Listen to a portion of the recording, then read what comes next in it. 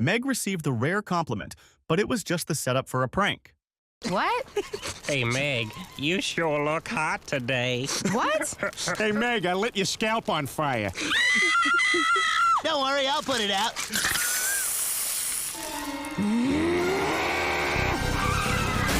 What the hell is your problem, you dumb bimbo? Oh, God, stop!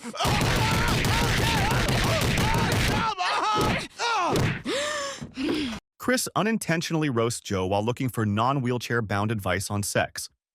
Sorry, Mr. Swanson. I wasn't really talking to you. Chris, I know a lot about sex. Yeah, and I'm sure you have fond memories, but I was kind of hoping to get some advice from someone who isn't broken from the waist down. I'm a father! You're a two-wheeled monster! That's gonna be my ringtone. Quagmire, call me.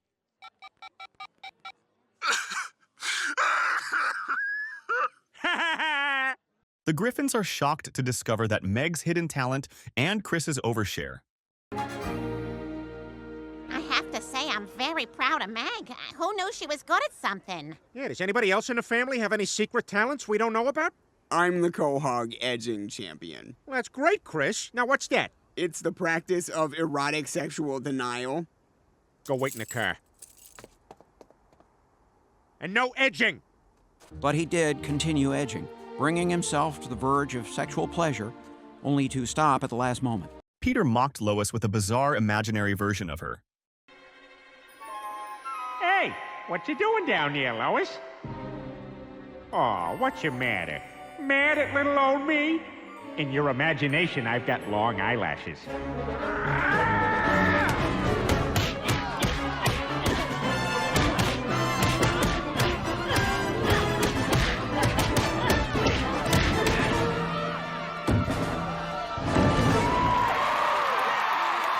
Stewie accidentally sets the house on fire. Who's brave enough to save Chris?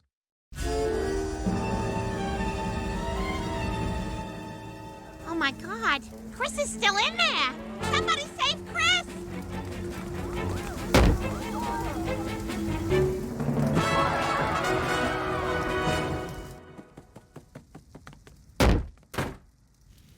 You know what? He's earned that. Who? Yeah, who? All right, I'm already getting tired of this owl. I'm gonna go put him back in the owlery. Peter, enough! You've got to make this right. Now, that one seemed less earned. Quahog is in shock as Lois's past in an 80s adult film resurfaces.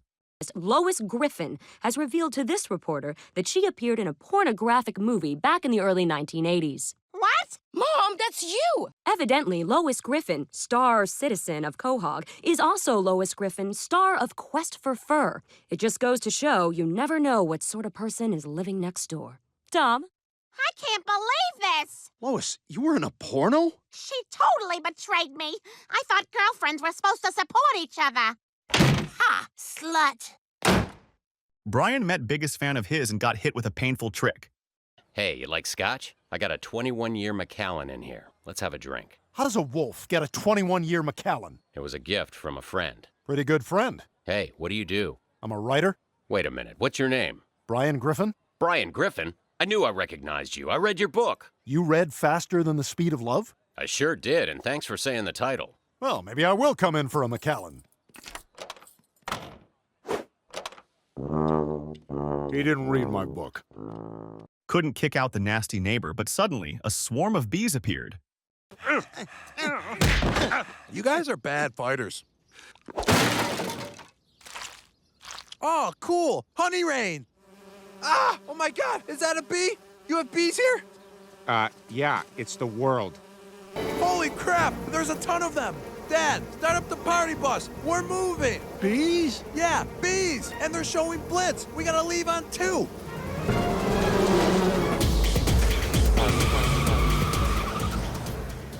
Quagmire loses it over some tricky strings, quits on the spot.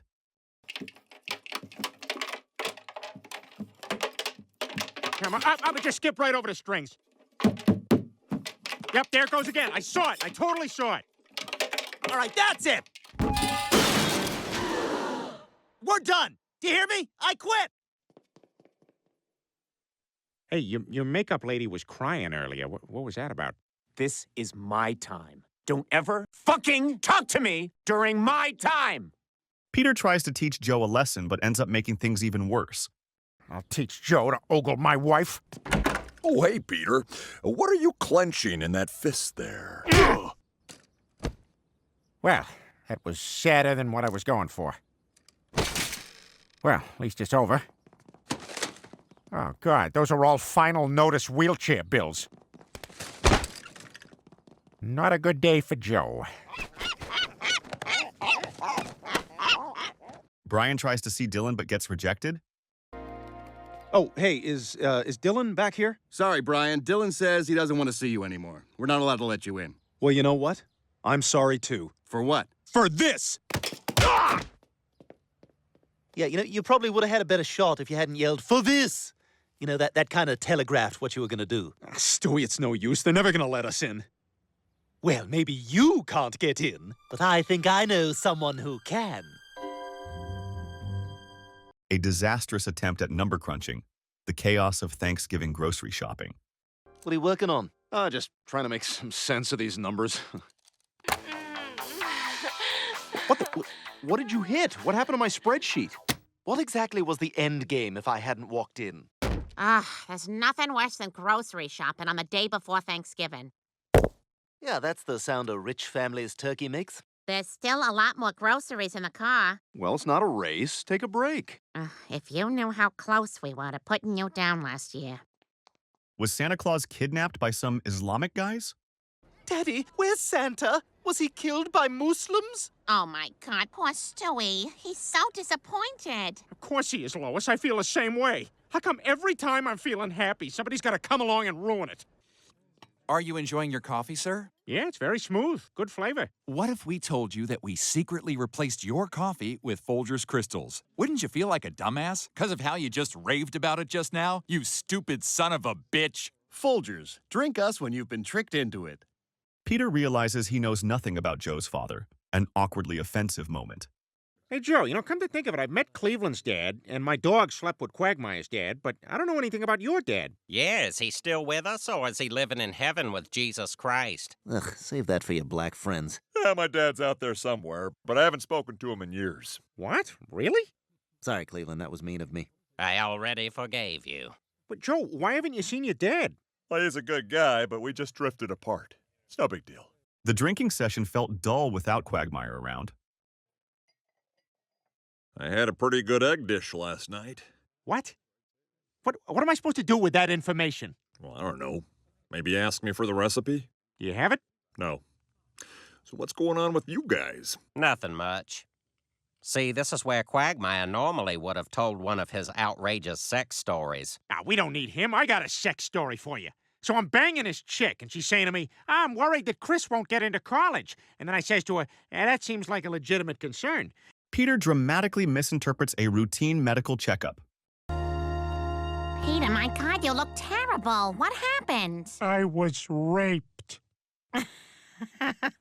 What? Dr. Hartman violated me. He took my innocence. What? Peter, that's a prostate exam. It's an important part of a physical for men your age. You sound just like him.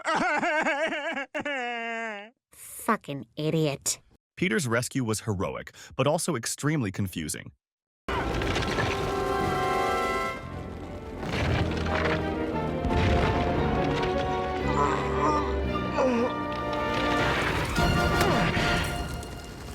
right, I got him. Pull me up. Peter, we can't do it. You're too heavy. Keep going. You're almost there.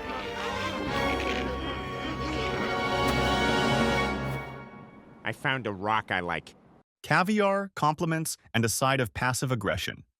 Well, Lauren, it's a real pleasure having you here for dinner. Of course, I'm sure this isn't as exciting as your usual cuisine. You know, all that caviar with the little silver spoons. Actually, Mrs. Griffin, caviar spoons are carved from bone. They don't use metal because it reacts chemically with the fish eggs and changes their taste.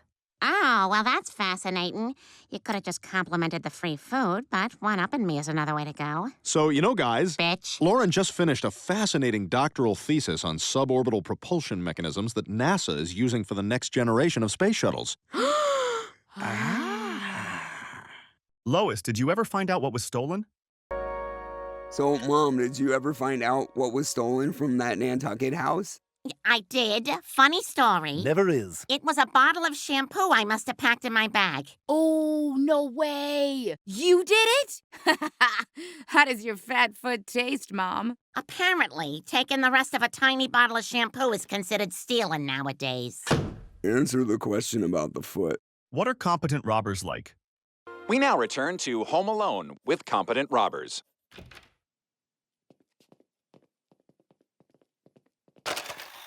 Hey, be careful, there's cars on the floor here. Thanks. That's weird, huh? Yeah, the doorknob was really hot, but I just let go instead of holding onto it. And there's some ice on the stairs to the basement, so I guess just don't go down there. Just so you guys know, I have a tarantula.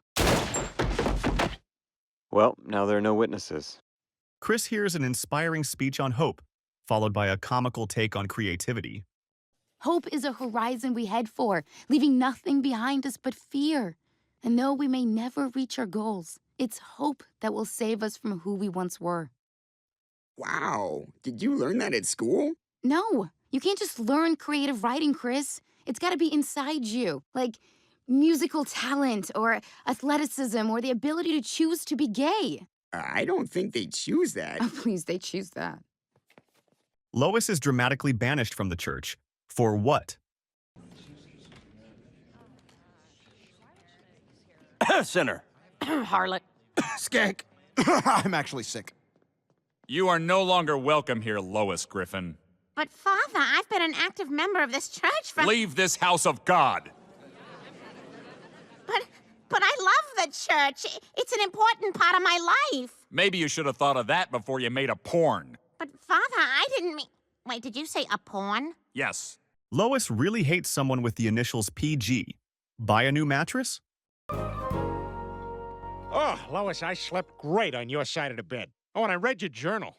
Boy, you really hate P period G period. Peter, our mattress is a disaster. We're buying a new one today. Does that mean I can skip work? Well, it's 2:45, so I guess yes. Brian was shocked to hear that Stewie was pregnant. An awkward situation unfolded. Oh my God, you're serious! People are gonna think I had sex with a male baby and then got him pregnant! Oh, thank you for finding a way to make it sound horrible. We can't have a baby, Stewie! Is this about money? Because I have a bit saved. We could even use my old crib. You use your old crib! Oh, right. Stewie, you have to get rid of it. Get rid of it? You know, why don't you just say it? Say the word, Brian. I want to hear you say it. Abortion! Abortion! You need to get a big fat abortion right this second! You can't even say it. Brian gives an uplifting speech about reaching for the stars and an awkward request. I know sometimes life seems tough, but you just remember to reach for the stars. You really think I can? I know you can, slugger. And Lois, I only ask this because of the dire situation I'm in, but can I hump your leg for 15 uninterrupted seconds? I suppose so, Brian. I said you could do it for 15 seconds. Didn't need it. Quagmire realizing that success is nothing without his best friend. Quagmire? I thought you were still out on the road. I was, but then I thought, what was Simon without Garfunkel? Wildly successful? Yeah, but all that success would mean nothing if I lost my best friend. Do you think you can forgive me? Oh, Quagmire. Well, I'm glad to have you back home for Thanksgiving, Peter. And I'm glad to be here. Because everyone knows that life after being famous is even better than it was before.